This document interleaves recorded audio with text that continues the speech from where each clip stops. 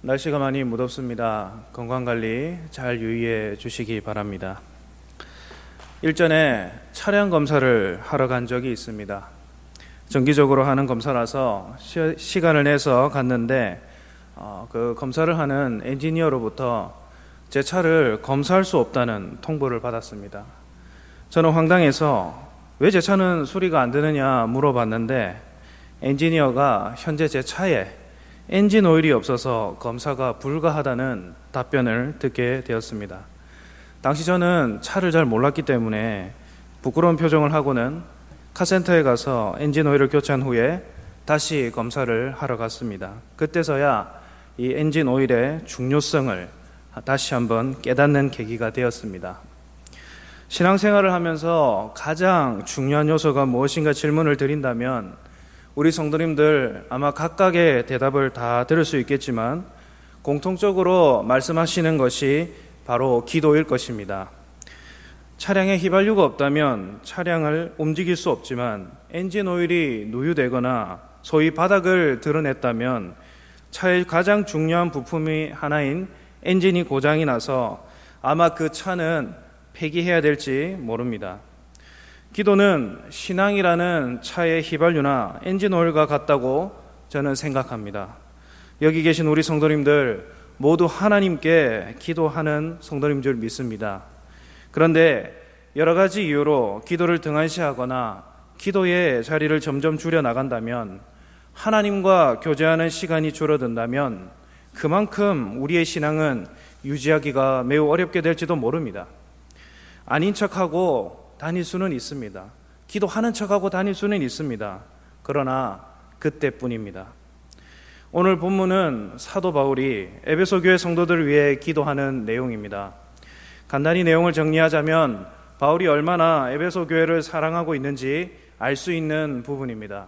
그리고 그 사랑을 통해 기도의 위대함과 중요성에 대해서도 말씀합니다. 오늘 이 본문을 통해서 기도에 대해서 세 가지로 정리해 보고자 합니다. 첫 번째로 기도의 능력은 하나님을 아는 것입니다.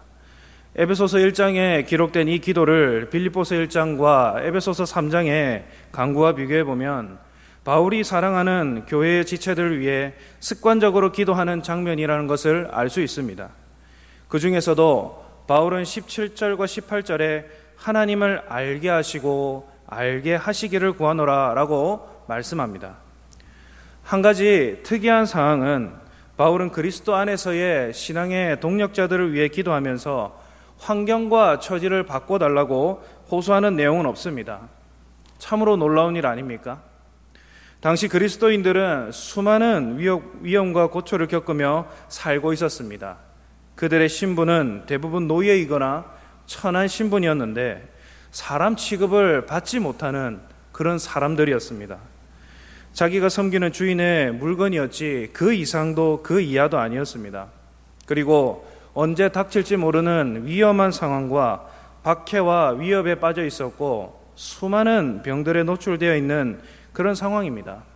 그리고 막강한 권력자들의 종교 탄압과 사랑하는 가족과 강제로 헤어져서 살아야 하는 그러한 위기를 일상적으로 거의 어려운 삶을 살아내고 있는 사람이 당시의 그리스도인들이었습니다. 오늘 우리가 신앙생활 하는 것과는 비교도 되지 않는 그런 어려운 상황인 셈입니다.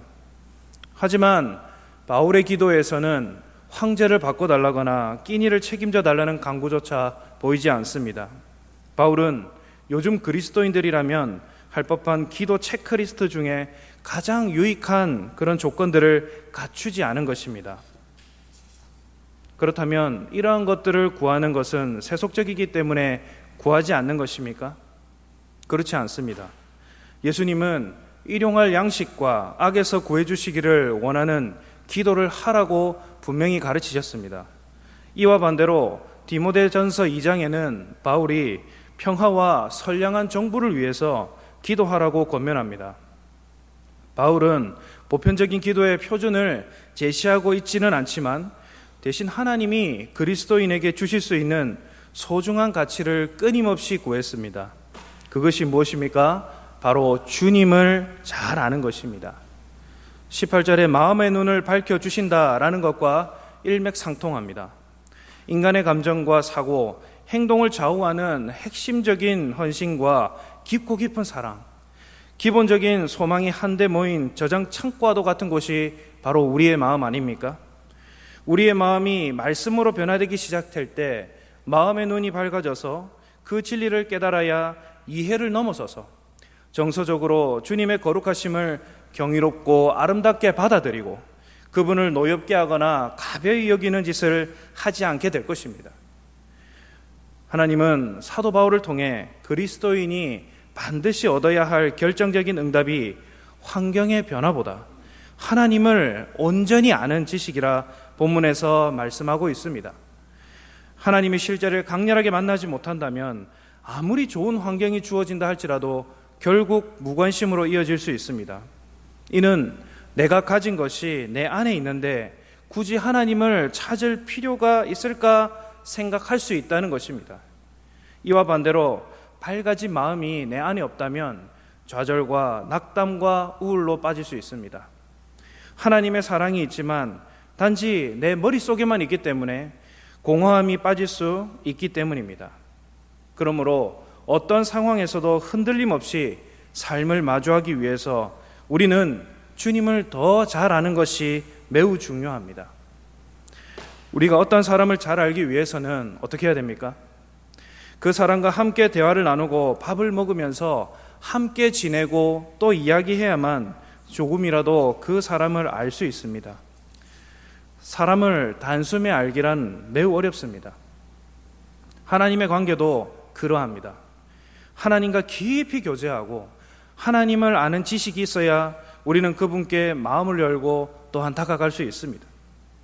물론 성경과 신학 논문 그리고 경건 서적을 안 읽는 것보다 읽는 것이 하나님을 알아가는데 보탬이 될 수 있습니다. 그렇지만 하나님을 개인적으로 알아가는 데는 이것 또한 한계가 있습니다. 사랑하는 성도 여러분, 하나님을 참으로 알아가고 계십니까? 아니면 수박 겉 핥기식으로만 하고 계십니까? 우리가 그분을 알기 위해서는 하나님과 시간을 어떻게 보내느냐에 따라 달려 있습니다. 그리고 2000년 전에 이 땅에 인간의 몸을 입고 오신 예수 그리스도 그분의 삶에 대해 아는 것이 중요합니다. 이 땅에서 어떻게 사셨는지 우리는 복음서를 통해서 예수님의 일생을 알아가고 삶으로 드러내는 우리 모든 성도님들 되시기를 바랍니다. 그리고 또 하나가 있습니다. 그것은 예수님은 다시 오시겠다 했지만 현재 오시지 않았기 때문에 우리는 성령님을 통해 하나님을 알 수 있다는 사실입니다. 기도 가운데 성령께서 우리에게 어떤 역사하심을 보여주시는지 또한 성령님을 통해 그분의 인격을 배우고 닮아가는 것이 아주 중요합니다. 성도님들, 하나님을 알기를 원하십니까? 예수 그리스도의 인격을 닮아가며 지금도 살아서 역사하시는 성령님의 사역을 바라보면서 하나님을 더욱더 알기에 매진하는 우리 성도님들 되시기를 바랍니다. 이것이 기도의 능력이고 하나님을 알아가는 지식입니다. 지혜로우신 주님과 동행하는 이 기도의 시간이 되시기를 바랍니다. 두 번째로, 기도는 예수 그리스도 안에서 역사하는 하나님의 능력입니다. 우리 10절 말씀 함께 읽겠습니다. 그의 능력이 그리스도 안에서 역사하사 죽은 자들 가운데서 다시 살리시고 하늘에서 자기의 오른편에 앉히사. 아멘. 성도님들, 주님이 베풀어 주신 모든 것들에 감사하고 그리고 그분의 성품을 항상 찬양하고 계십니까? 꼭 그러한 삶을 사시기를 진심으로 부탁드립니다. 예수님을 믿게 된 것이 얼마나 큰 복인지, 그리고 그리스도를 얼마나 깊이 사랑하는지 며칠 밤낮을 지새워도 다 말하지 못할 성도님들이 계실 줄 압니다. 예수님도 제자들에게 기도를 가르치셨습니다. 제자들에게 주기도문을 가르치시기 전에 마태복음 6장 5절에서 6절을 비롯해서 몇 가지 아이디어를 제자들에게 주셨습니다. 너희는 기도할 때에 외식하는 자와 같이 하지 말라. 그들은 사람에게 보이려고 회당과 큰 거리 어귀에 서서 기도하기를 좋아하느니라. 너는 기도할 때에 내 골방에 들어가 문을 닫고 은밀한 중에 계신 내 아버지께 기도하라. 은밀한 데서 이루어지는 개인 기도 생활이야말로 나의 영적 상태를 진단하는 시험지와 같습니다. 흔히 개인적으로 어렵거나 형편이 어려울 때 우리는 누구나 기도합니다. 그러나 기도는 앞서 말씀드렸지만 하나님의 역사와 능력이 이루어지는 영적 기폭제입니다. 그의 능력은 이제 우리의 삶 전반을 터치하고 있습니다. 그것은 죽은 자 가운데 살리신 예수 그리스도의 부활로 증명됩니다. 이것은 하나님의 역사하심으로 이루어진 결과입니다. 오직 하나님만이 죽음에서 생명을 일으키실 수 있는 분이십니다. 믿으십니까? 예수님의 부활로 우리의 몸도 다시 살리실 것을 성경은 말씀합니다. 죄인의 신분인 우리가 감히 이것을 감당할 자격이 있습니까? 인간적으로 볼 때 할 수 없지만 주님의 능력으로 이것이 가능해졌습니다. 우리의 구속을 성취하시기 위해서 스스로 낮아지셨고 하나님을 위해 하나님의 가장 높은 자리 보좌 우편에 되돌아가셨습니다. 그리스도께서는 원수를 정복할 때까지 그곳에 머물러 계실 것입니다. 고린도전서 15장 25절 말씀에 그가 모든 원수를 그 발 아래에 둘 때까지 반드시 왕노릇 하시리니 라고 말씀합니다. 하나님의 능력은 그리스도를 다시 살리셨을 뿐만 아니라 사탄을 물리치시고 모든 성도들의 부활을 약속하셨습니다. 하나님의 능력은 그리스도의 권세를 높이시는데 예수님은 그 자리에서 우리 모든 성도들을 위해 하나님께 간구하시며 모든 피조물에 대한 통솔력을 행사하실 것입니다. 이 같은 하나님의 능력이 오늘 이 시간 이 자리에 넘쳐나기를 진심으로 바랍니다. 그런데 가만히 있으면 이런 은혜가 주어집니까? 예수 그리스도께서 우리의 인생과 방향에 대해서 하나님 앞에 간구하시듯이 기도의 능력이 예수 그리스도 안에서 이루어져야만 합니다. 그분 안에 있는 것이 정확한 답입니다. 부활의 산 소망이 되신 예수님으로부터 인한 구원을 우리에게 선물로 주신 분이 하물며 우리의 소원도 그냥 지나치시겠습니까? 그렇다고 욕심을 부려가며 무조건 구하라는 그런 뜻은 아닙니다. 오직 하나님의 능력만이 우리가 기도하는 가운데 풍성해져야만 하고 답이 되어야 합니다. 그런데 한편으로는 상황을 잘못 판단하지 않도록 조심해야 됩니다. 내 마음이 메마르고 냉담한 시기가 찾아오는 그 이유에는 다양한 원인이 있을 수 있습니다. 보통 자기 자신이 충족되면 기도하지 않습니다. 간절해지지 않습니다. 그리고 하나님을 놓아버립니다. 간혹 하나님이 기억하기는 나겠지만 그때뿐입니다. 하지만 그럼에도 불구하고 기도하면 하나님을 추구하는 노력은 결실을 맺습니다.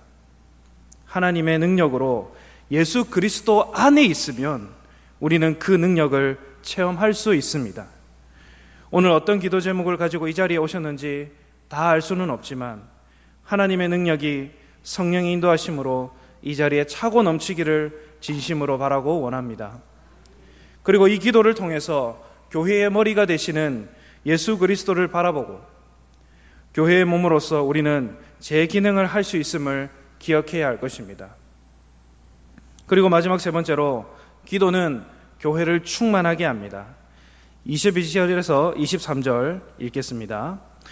또 만물을 그의 발 아래에 복종하게 하시고 그를 만물 위에 교회의 머리로 삼으셨느니라. 교회는 그의 몸이니 만물 안에서 만물을 충만하게 하시는 이의 충만함이니라. 아멘. 성경은 시종일관 하나님을 말합니다. 기도와 관련된 이야기가 성경에 골고루 스며들어 있지만 기도가 위대한 이유는 인간의 삶 가운데 직접 개입하시는 하나님의 손길과 영광이 크고 넓다는 것과 다르지 않습니다. 성경은 일관되게 이러한 진리를 증언하고 있는 길고 긴 하나님의 연애 편지입니다. 창세기에 보이는 아브라함과 이삭 그리고 야곱은 하나님 하나같이 친밀하게 하나님과 교제하고 기도하는 장면들이 나옵니다. 그 중에서도 소돔과 고모라를 위해 끈질기게 구했던 아브라함의 기도는 특별히 눈길을 끕니다. 그리고 모세도 이스라엘 백성을 애굽으로부터 내보낼 때에 기도라는 담보로 그곳을 탈출할 수 있는 도구로 삼았다는 것은 말할 필요가 없습니다. 신명기 4장 7절에 보면 우리 하나님 여호와께서 우리가 그에게 기도할 때마다 우리에게 가까이 하심과 같이 그 신이 가까이 함을 얻은 큰 나라가 어디 있느냐라고 말씀합니다. 무엇을 이야기합니까? 기도하라는 것입니다. 따라서 우리 모든 성도님들은 기도해야 합니다. 기도하지 않으면 그리스도인으로서 직무유기에 해당합니다. 주님의 영광을 거스르는 행동입니다. 구약의 사무엘 선지자는 기도하지 않는 범죄를 짓지 말 것을 이스라엘 백성들에게 말해 주었고, 다윗도 시편에서 기도를 들으시는 주라 하면서 호소하는 노래가 수두룩한 것은 우리가 다 아는 사실입니다. 구약시대 선지자들의 사역에서도 기도가 두루두루 배어 있습니다. 갈멜산에서의 바알과 아세라 선지자들을 대항했던 엘리야도 하나님께 기도하면서 역사를 일으킨 것과 그런 여러 예를 보더라도 기도는 하나님 말씀이 임하는 통상적인 경로라는 것을 우리는 알 수 있습니다. 포로기의 이스라엘도 기도하라는 명령에서 시작되었고, 다니엘도 포로 신분이지만 그가 시간을 정해두고 하나님 앞에 기도했다는 것을 우리는 잘 알아야 하겠습니다. 예수님도 제자들에게 기도를 가르치고 그리고 기도로 백성들을 고쳤습니다. 성전이 기도하는 집이 아닌 장사하는 집으로 변질된 것에 대해 예수님은 친히 분노하셨고, 그리고 겟세마네 동산에서 땀방울이 핏방울이 되도록 기도하신 것은 우리 성도님들 잘 아실 것이라 생각합니다.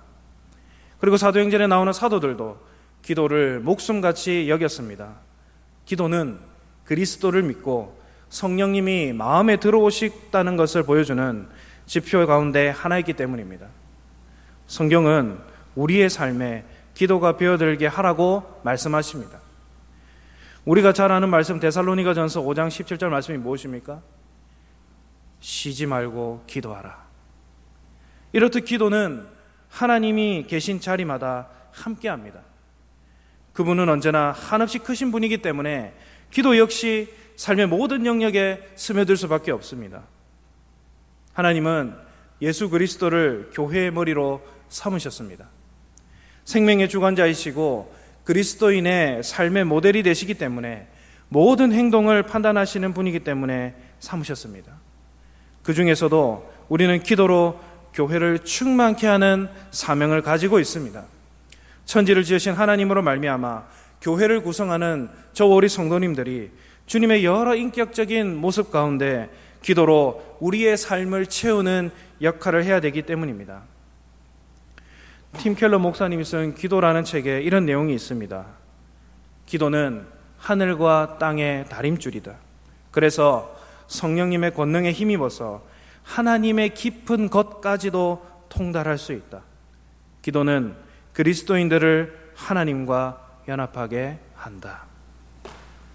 사랑하는 성도 여러분, 하나님은 우리를 교회의 몸으로 부르셨습니다. 이것은 대단한 축복이고 특권입니다. 우리를 사망의 권세에서도 건져주신 것도 감사할 따름인데, 세상과 구별해서 교회로 불러주신 것은 더 없는 축복입니다. 더욱이 우리는 이 부르심에 합당한 삶을 살아내야 될 줄 믿으시기 바랍니다. 오늘 수요 기도회에 이 기도의 목적이 나 자신을 넘어서서 하나님의 능력을, 기도의 능력을 체험하는 시간이 되시면 좋겠습니다. 물론 기도는 힘듭니다. 피곤합니다. 고단한 싸움입니다. 그러나 기도만큼 중요하거나 풍요하거나 나의 삶을 바꿔놓을 만한 것은 이 세상 어디에도 없습니다. 기도만큼 능력 있는 행동은 없습니다. 그러므로 오늘도 우리 모든 성도님들이 이 기도의 능력을 체험하고 돌아가는 시간이 되시기를 바랍니다. 우리 다 같이 찬양하겠습니다.